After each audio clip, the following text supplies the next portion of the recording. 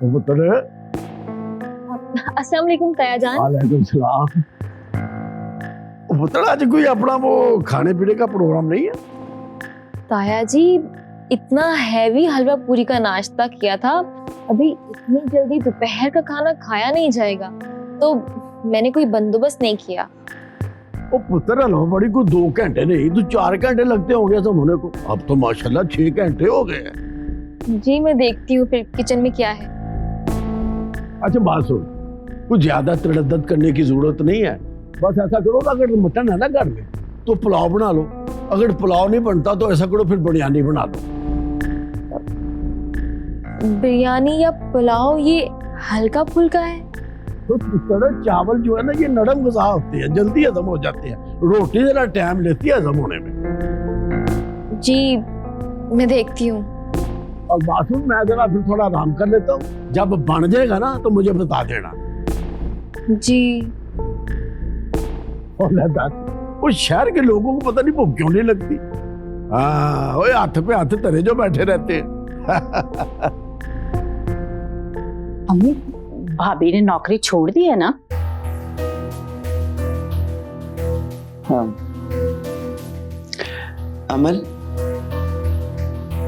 जाओ बेटा जाके मम्मा को देखो, किसी चीज की जरूरत ना हो।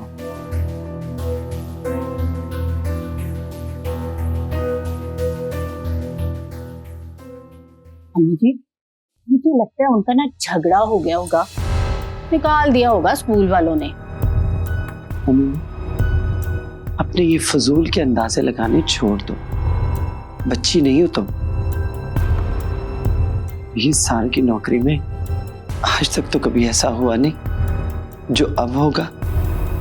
वो भाभी के मिजाज आपसे ज्यादा कौन जानता है, लेकिन आप फिर भी उन्हीं की साइड लेती रहती हैं। प्लीज छोड़ भी दो, हर वक्त साइमा का जिक्र करती रहती हो, प्लीज स्टॉप इट।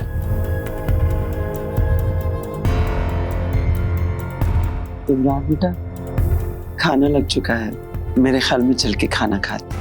चलो ठीक है अम्मी। आए भाई। प्लीज।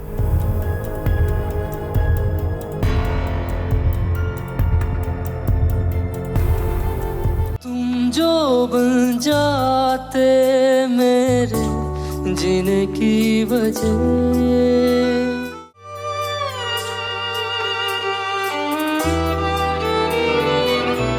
तुम जो बन जाते मेरे जीने की वजह।